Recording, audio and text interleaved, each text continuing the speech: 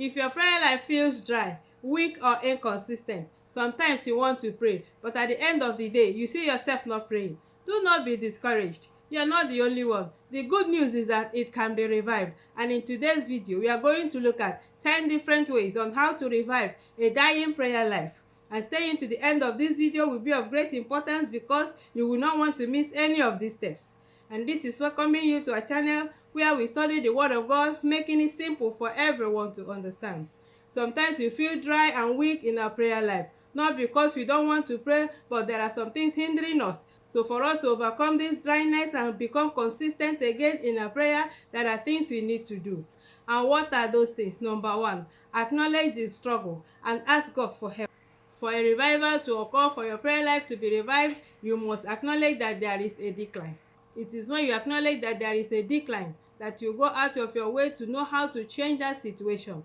David in Psalm 51 verses 10 to 12, he said, "Create in me a clean heart, O God, and renew a right spirit within me. Cast me not away from your presence, and take not thy Holy Spirit from me. Restore unto me the joy of your salvation, and uphold with me thy free spirit."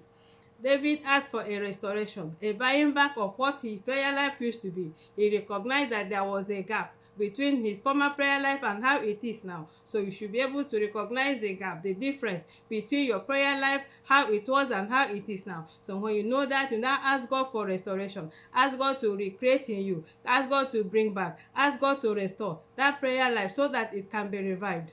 And when you're asking God for that, to be sincere with your heart. Tell him the way you feel, because he already knows how your prayer life is. You don't pretend over it. You don't pretend with God. Ask him with sincerity of heart. And I know that he will restore and revive your prayer life again so that it will begin to boom again.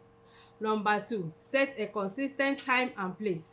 Consistency is required for us to revive a dying prayer life. You have to set time, you have to set a place where you have to pray consistently. Jesus was our perfect example. In Mark chapter 1 verse 35, he said that on a great while, he went out every morning to pray. So you have to set out time and a particular place where we have to pray and pray consistently. In Matthew chapter 6 verse 6, he said, "But thou, when thou prayest, enter into thy closet, and when thou hast shut thy door, pray to thy Father which is in secret, and thy Father which seeth in secret shall reward thee openly."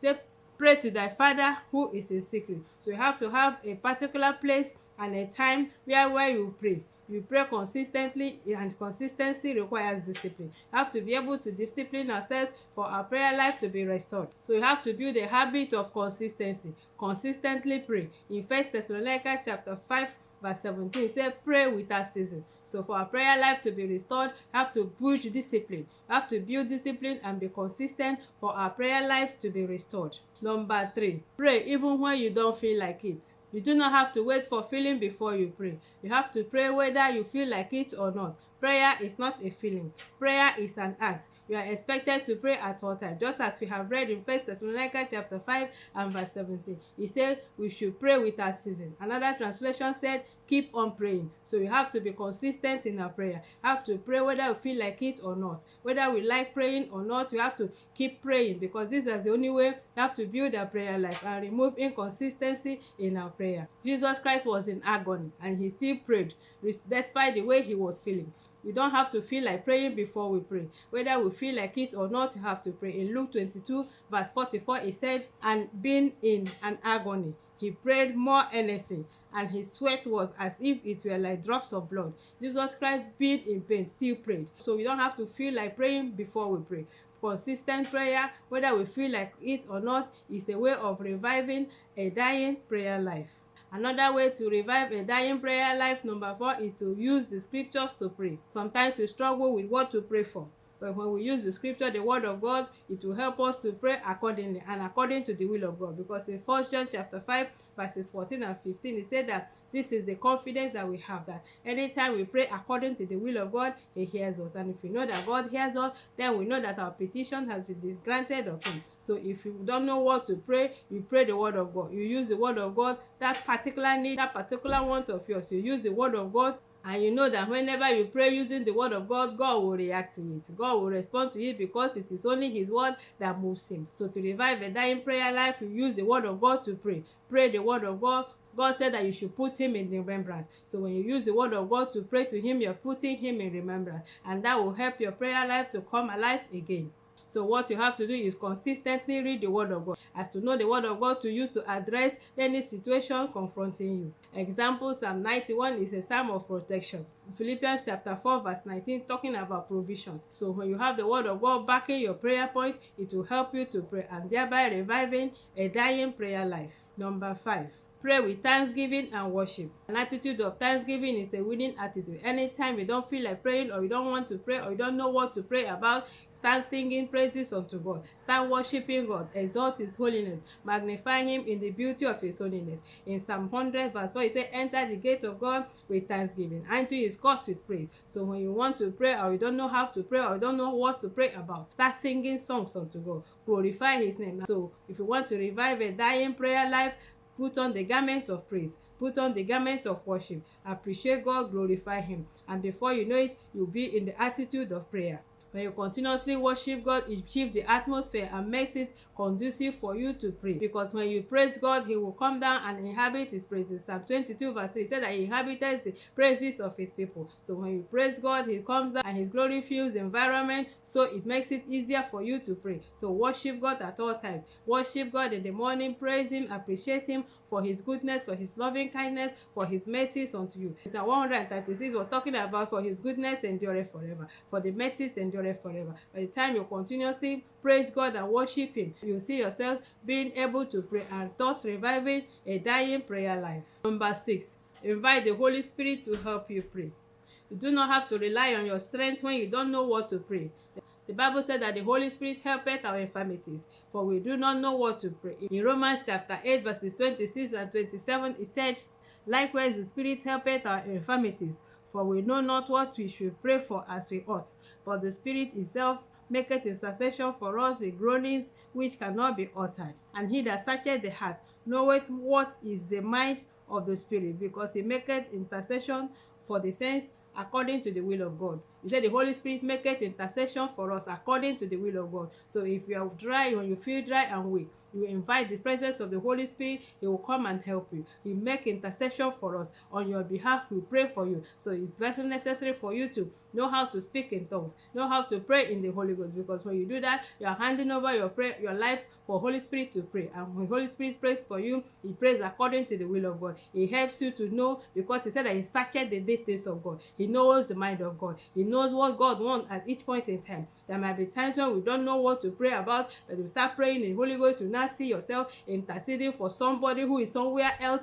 in danger. It is the Holy Spirit that is helping you to make that intercession. It is the Holy Spirit that is helping you to pray that prayer, because on your own, you wouldn't have known that. On your own, you wouldn't have prayed like that. But the Holy Spirit helps us because he knows what is the mind of God at the point in time. So we are encouraged to pray in the Holy Spirit. We are encouraged to pray in the Holy Ghost. That is how we revive a dying prayer life. So praying consistently in the Holy Ghost is a way to go when you don't know what to pray, and it will help to revive a dying prayer life.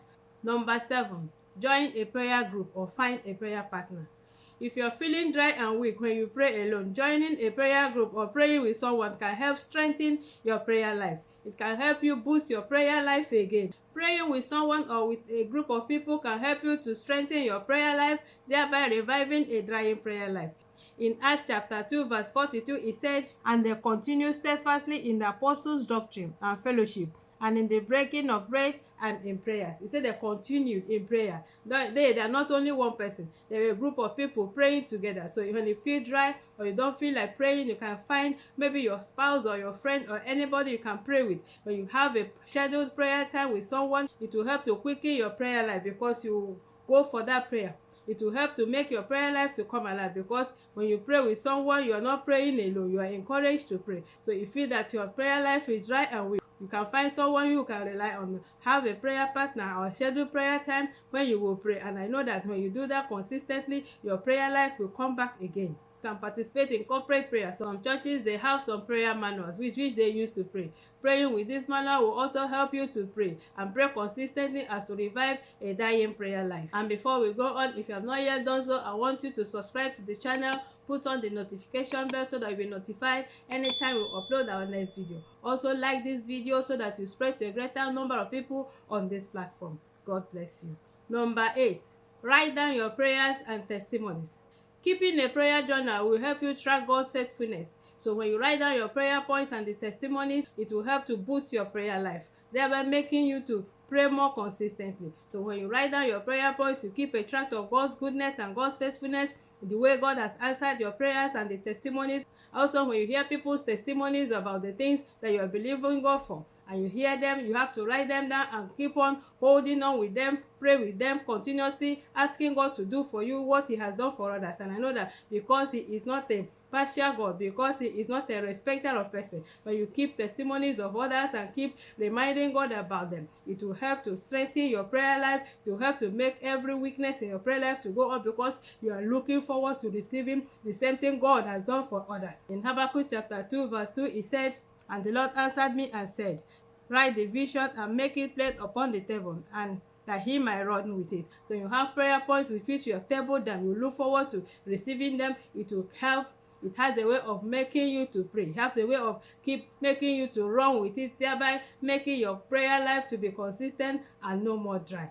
Number 9, fast and pray for spiritual renewal. Fasting can help reignite a dying prayer life by refocusing your spirit to God. Fasting helps to put your spirit in line and in alignment with the word of God. So anytime you notice that your prayer life is going down, so what you have to do is to go to God in fasting, humbling yourself, humbling your spirit, humbling your body, presenting yourself before God for him to revive your prayer life again, to break that yoke of prayerlessness. In Isaiah chapter 58 and verse 6, he said that the type of fasting that he wants is the fasting that breaks yokes. So when you notice this prayerlessness in you, all you have to do is go to God in fasting, humbling your spirit, so that your prayer life will be revived again, so that that spirit of prayerlessness will be removed and the prayer life will come back to what it used to be again. So if you notice a dry prayer life, all you need to do is to set out some time, cut off some things you used to do, maybe the time you use on the social media or the time you use to watch television, or that, go to God in prayer and ask him for him to revive your prayer life. And when you're fasting, take time to pray and meditate, because if you don't pray and meditate during fasting, it might be a hunger strike. It might not have the effect of reviving your prayer. Fasting should be accompanied with prayer, reflecting on God's word and meditating on the word of God. Number 10, trust God and pray with expectation. Faith is very essential when it comes to prayer life.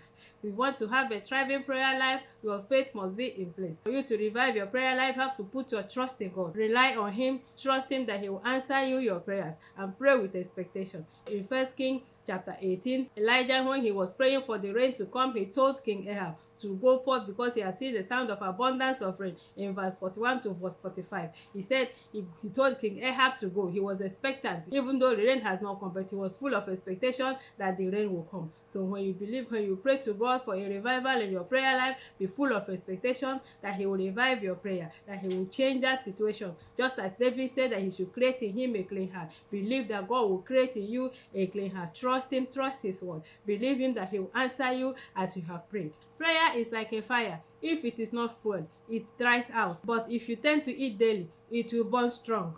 Do not be discouraged by past inconsistencies. All you need to do is to put all these things into practice, and I know that when you do, God will meet you at the point of your need. And we have come to the end of today's Bible study, and I know that you have gotten value from it. And I want you to put on the comment section what touched you the most in this Bible study. And until we come your way again in our next upload, I want to say God bless you.